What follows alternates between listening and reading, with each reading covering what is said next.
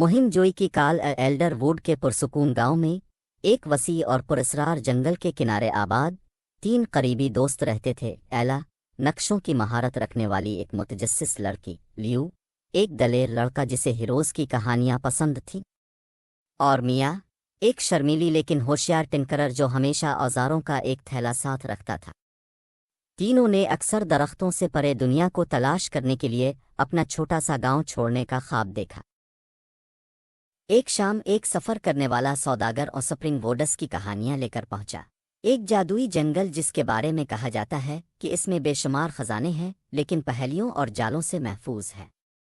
جب اس نے ایک پھٹا ہوا نقشہ شیئر کیا جس پر ایکس او کا نشان لگا ہوا تھا، دوستوں نے بے چین نظروں کا تبادلہ کیا۔ ہمیں جانا ہے، ایلا نے کہا، اس کی آنکھیں جوش سے چمک رہی تھیں۔ ایڈونچر کے بارے میں سوچو، لیو نے خود کو ہیرو تصور کرتے ہوئے کہا، لیکن یہ خطرناک ہے، میاں نے سرگوشی کی، حالانکہ اس کی انگلیاں نقشے کے پھٹے ہوئے کناروں کو ٹھیک کرنے کے لیے کھجلی ہوئی تھیں۔ اپنے فیصلے کے ساتھ انہوں نے سفر کے لیے تیاری کی، ان چیلنجوں اور عجائبات سے بے خبر جو ان کا انتظار کر رہے تھے۔ اراوی کی آواز، ہر مہم جوئی کا آغاز نامعلوم میں ایک قدم سے ہوتا ہے۔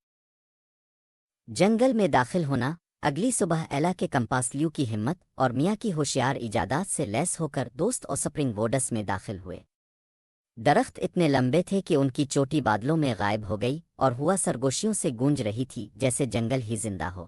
چلتے چلتے نقشہ ہلکے سے چمکنے لگا جو انہیں ان کی منزل کی طرف لے گیا، لیکن جلد ہی انگوروں کی ایک الجھی ہوئی دیوار نے ان کا راستہ روک دیا۔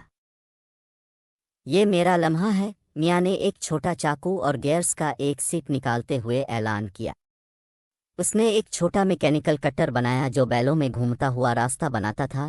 بہت خوب، ایلا نے خوشی کا اظہار کیا اور وہ آگے بڑھ گئے، لیکن ان کا جوش قلیل وقتی تھا جب چمکتی ہوئی آنکھوں والی لومڑیوں کا ایک ٹولہ انہیں گھیرے میں لے رہا تھا، نرمی سے گرج رہا تھا۔